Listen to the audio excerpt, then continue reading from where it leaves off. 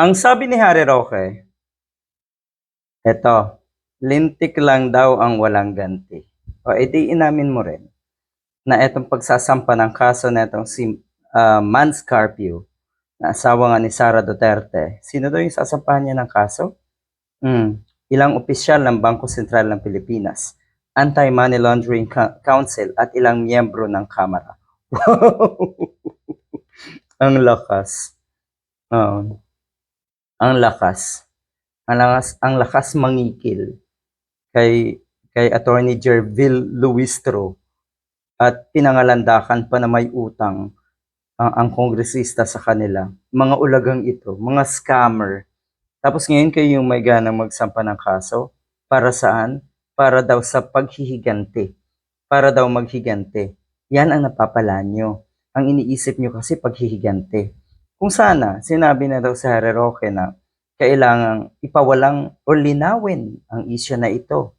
Linisin ang pangalan ni Sara Duterte at ng mag-asawa nga. Siguro mas okay pa. Pero yung ang motibo nyo ay maghigante, hindi kayo manalo.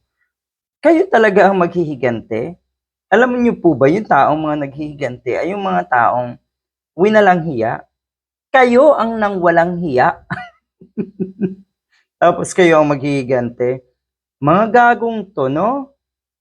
Itong si Harry Roque, namumuro ka na, litsugas ka. Sabi niya noong kuno ay, yun nga, nawala ng, nagdeklara na ang ICC na may jurisdiction nga sa kaso ni Digong. Yung puso daw niya ay nalaglag sa sahig. Ang arte mo, litsugas ka. Itsura ng mga demonyo, no? Totoo yun. Ang sinasabi dito, matindi yung kanilang sasampahan ng kaso.